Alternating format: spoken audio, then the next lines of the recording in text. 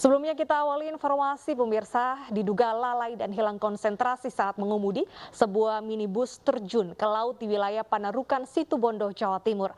Proses evakuasi berlangsung dramatis saat warga menolong penumpang yang terjebak dan menarik mobil ke dermaga. Tolong! Nggak bisa, naruh lu ya. Saya nyetir. Paling anyar mana? Tak bisa buka, Mah. Udah, Mak. Warga histeris meminta tolong saat minibus tercebur di perairan Panarukan, Kabupaten Situbondo, Jawa Timur. Minibus bahkan terbalik saat warga berusaha mengevakuasi 3 penumpang yang terjebak. Mobil yang dikemudikan Hilal Ramadan, warga Banyu Putih, tercebur usai menabrak pembatas dermaga. Sopir mobil berusaha menghindari pejalan kaki di pinggir dermaga, namun hilang kendali dan tercebur di perairan. Menghindar, ada orang gitu katanya, dia banting setir ke kanan langsung nyemplung gitu aja. Menghindar, yang aku tahu ceritanya dari anaknya. Proses evakuasi berjalan dramatis. Warga bergotong royong menarik mobil dengan peralatan seadanya selama 3 jam.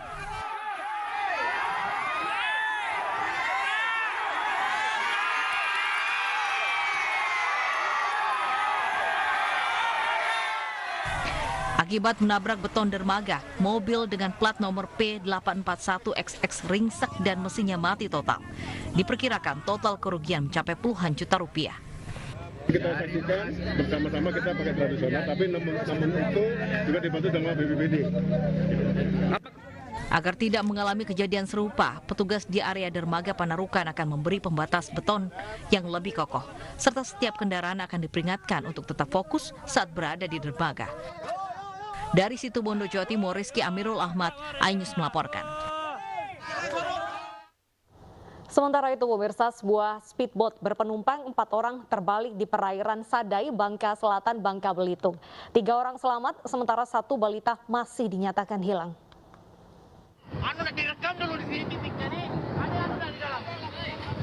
Sebuah speedboat berpenumpang 4 orang yang menyeberang dari dermaga desa penutup menuju Pelabuhan Sadai, Kabupaten Bangka Selatan, Kepulauan Bangka Belitung, mengalami kecelakaan.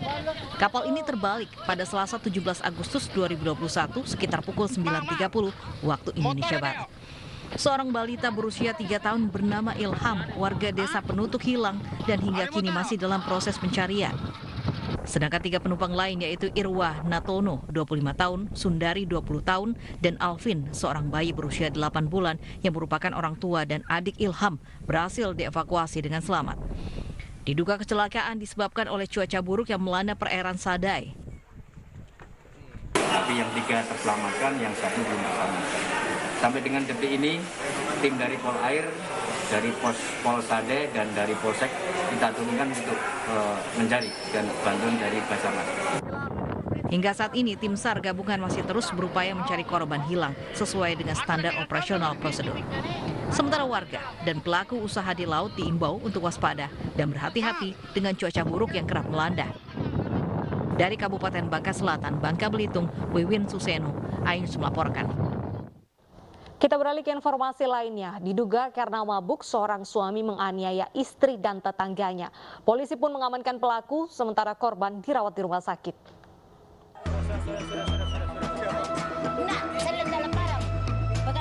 Puluhan warga Jalan Banta, Bantaeng, Makassar, Sulawesi Selatan terbangun pada Selasa dini hari.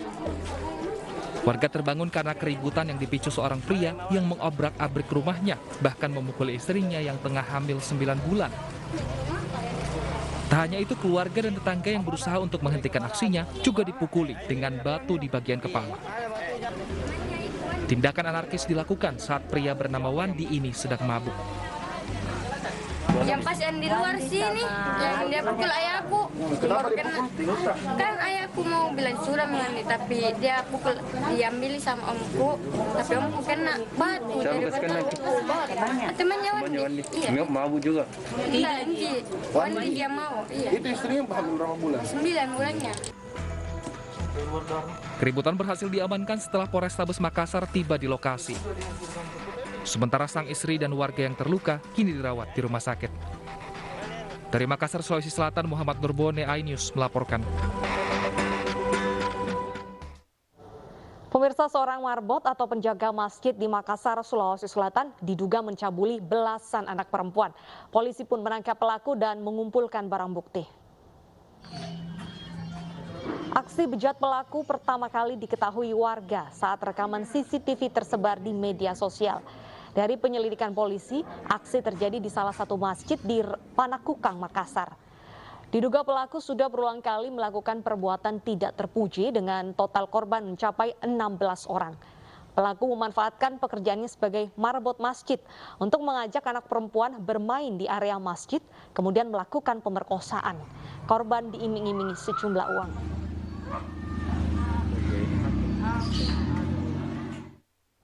Untuk mengetahui bagaimana proses penyelidikan terbaru, kita langsung saja berbincang dengan Kompol Jamal Fatur, Kasat Reskrim Polrestabes Makassar. Selamat siang, Pak Jamal. Selamat siang, Mbak.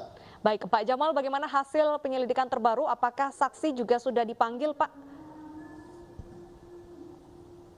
Jadi untuk perkembangan penyidikan kami, untuk pemeriksaan sedang kami lakukan terhadap saksi maupun para korban. Memang untuk sampai sekarang untuk korban masih dilakukan konseling di P2TP2A Kota Makassar karena memang terjadi trauma psikologis terhadap para korban ini. Baik, kalau untuk tersangka sendiri apakah sudah diamankan, Pak? Jadi untuk tersangka sudah kami lakukan penahanan. Jadi untuk posisi tersangka sekarang sudah di Rutan Polrestabes Makassar. Baik, berarti sudah ditahan. Lalu apa motif berdasarkan hasil keterangan dari tersangka? Kenapa dia tega melakukan itu, Pak? Oke, jadi untuk korban untuk sampai sekarang 4. Untuk motifnya itu tersangka ini karena dia memenuhi nafsunya karena memang istrinya tersangka ini kurang lebih umur 65 tahun. Kata tersangka untuk melakukan hubungan intim terhadap istrinya ini sudah tidak bisa. Makanya dia melampiaskan ke para korban ini. Ini korbannya mencapai belasan. Apakah sebelumnya sudah ada korban dan keluarga korban yang menyuarakan kejadian ini ataupun juga melaporkan ke pihak masjid? Jadi untuk kejadian ini, Mbak, baru dilaporkan kemarin, kurang lebih tanggal 16 Agustus. Jadi untuk korban yang sudah kami periksa ataupun yang datang ke Polrestabes itu baru 4. Kami juga sedang mencari atau mendalami apakah ada korban lain. Baik, sedang diselidiki apakah ada korban lain. Lantas untuk usia korban sendiri ini rata-rata berapa tahun, Pak? Untuk usia korban yang 4 orang ini kurang lebih umur 9, 10, dan 12. Baik, kami ketahui bahwa video kekerasan seksual ataupun juga pelecehan seksual ini sudah beredar di media sosial. Apa tindakan pihak kepolisian agar nantinya ini tidak berdampak pada masa depan ataupun juga psikologis korban? Jadi kami tetap koordinasi dengan instansi terkait, baik tim cyber Polda Sulsel juga. Kami akan mencoba untuk masyarakat agar tidak menyebarluaskan video ini. Karena sangat kasihan sekali terhadap psikologis keluarga korban, baik apalagi korban. Baik, berarti pihak kepolisian akan men-take down video-video ini dari media sosial ya, Pak? Baik. Betul sekali. Oke, selain melecehkan korban, apakah pelaku sendiri juga melakukan tindakan kekerasan seperti pengancaman ataupun pemukulan, Pak? Jadi sampai sekarang, Mbak Deta, kami sedang mendalami apakah hanya pencabulan atau persetubuhan ataupun ada tindakan lainnya. Sampai sekarang kami sedang melakukan pemeriksaan terhadap tersangka ini dan kami juga tentunya akan melakukan pemeriksaan terhadap para korban. Terkendala kami untuk sampai sekarang para korban ini sedang kita lebih fokuskan di konseling psikologisnya di P2TP2 Kota Makassar karena memang adanya gangguan psikis terhadap korban ini setelah kejadian. Baik, adanya gangguan psikis, baik. Berarti memang dampaknya cukup luar biasa. Lantas apa pasal dan berapa tahun hukuman penjara kepada pelaku, Pak? Untuk sampai sekarang kami terapkan pasal 82 Undang-Undang Perlindungan Anak untuk ancaman hukuman di atas 5 tahun, Mbak. Baik, terima kasih Pak Jamal. Kami tunggu hasil penyelidikan terbaru dan semoga pendampingan psikologis dapat menyembuhkan trauma pada para korban. Terima kasih sudah bergabung di iNews Siang. Pemirsa, kita ke informasi selanjutnya. Seorang sopir travel di Padang, Sumatera Barat ditangkap polisi karena mencabuli anak kandungnya yang masih berusia 4 tahun. Pelaku diringkus setelah istrinya melapor pada pihak berwajib.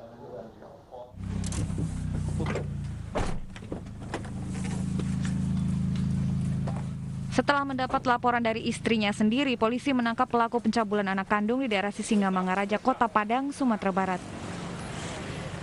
Pelaku yang berprofesi sebagai sopir travel mencabuli putri kandungnya yang masih berusia 4 tahun. Perbuatannya terungkap setelah korban merasa kesakitan pada alat vital saat digendong oleh ibunya. Ketika ditanya, korban mengaku telah dicabuli oleh tersangka saat dibawa ke rumah sang nenek. Kami periksa saksi-saksi, kemudian kami minta visum. Ternyata memang betul hasil visum menyatakan ada luka robek di kemaluan anak ini. Kemudian juga kita telah periksa psikolog berkaitan dengan masalah kejiwaan anak ini, dan kita periksa juga saksi-saksi yang mengatakan bahwa pada saat hari kejadian tersebut memang betul dia dibawa oleh papanya ini atau bersama dengan papanya ini. Polisi telah mengumpulkan seluruh barang bukti termasuk hasil visum dan keterangan korban. Atas perbuatannya tersangka terancam hukuman maksimal 15 tahun penjara. Dari Padang, Sumatera Barat, Budi Sunandar, iNews melaporkan. Seorang pekerja bangunan warga desa Tunggul Pandean, Jepara, Jawa Tengah tega memperkosa seorang gadis difabel yang masih tetangganya sendiri. Sebelum diperkosa, korban diancam akan dibunuh jika tak menuruti nafsu bejat tersangka.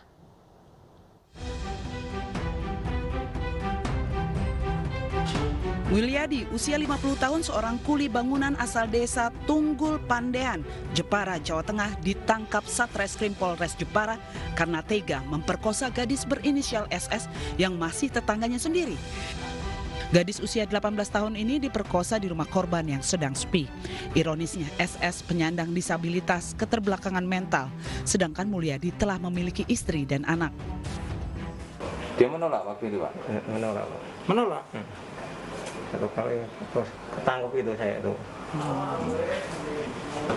Iya, contohnya biar kelihatan. Sebelum memperkosa, pelaku mengancam akan membunuh korban jika tidak memenuhi nafsu bejatnya. Penyandang disabilitas. Pelaku masuk ke rumah korban selaku penyandang disabilitas, di mana korban langsung dikodekan seperti menggorok leher. Bahasa kita diancam. Oleh karena itu, korban ketakutan dan dipaksa untuk melakukan hubungan intim. Guna mempertanggungjawabkan perbuatannya, tersangka dijerat pasal ancaman kekerasan untuk melakukan tindak pencabulan dengan ancaman hukuman 9 tahun penjara. Dari Jepara, Jawa Tengah, Alip Sutarto, iNews melaporkan. Pemirsa, ayah dan anak di Kabupaten Oku Selatan, Sumatera Selatan kompak menjadi rampok. Mereka menyasar seorang petani yang hendak mengambil uang di ATM.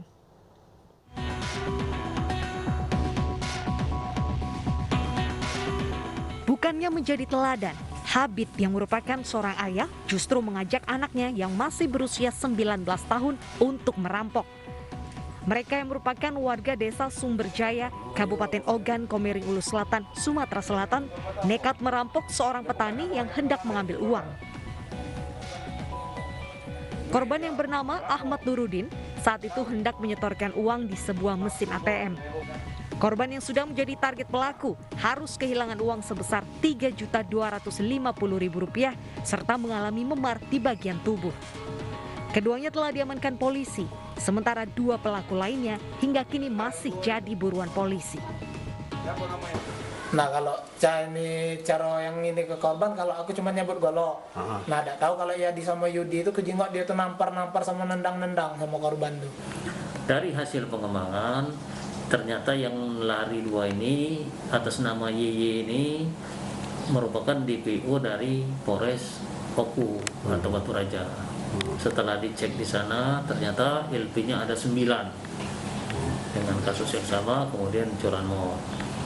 Untuk modus sendiri, Dad? Untuk modus yang dilakukan? Nah, modus yang mereka lakukan adalah dengan cara menghentikan korban kemudian dikeroyok, dipukulin. Pelaku dikenakan pasal 365 dengan ancaman hukuman 10 tahun penjara. Dari Sumatera Selatan, Teddy Hendrawan, iNews melaporkan. Pemirsa, 2 orang pencari sarang burung walet di Aceh tewas terjatuh ke jurang sedalam 150 meter. Evakuasi yang dilakukan tim Basarnas berlangsung dramatis.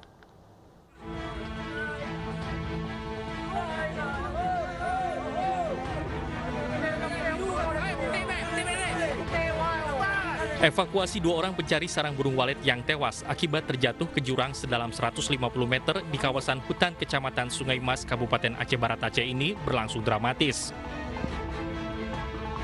Korban tewas diketahui berinisial DD dan IR warga Kabupaten Pidi. Tim Basarnas dari Melaboh yang melakukan evakuasi dengan menggunakan tali tambang harus ekstra hati-hati menuruni jurang yang licin. Dibutuhkan waktu 4 jam untuk mengangkat jasad korban dari dasar jurang. Pada saat mencari walet menggunakan tali tambang di kedalaman sekitar 150, talinya habis, kemudian mereka bergantung dan korban jatuh, kemudian dibantu oleh rekan korban yang kedua untuk menolong korban, dan korban kedua juga ikut jatuh ke bawah. Keduanya meninggal? Keduanya meninggal. Setelah berhasil dievakuasi, jasad korban kemudian diserahkan ke pihak keluarga untuk dimakamkan. Dari Kabupaten Aceh Barat Aceh, Afsah, iNews melaporkan.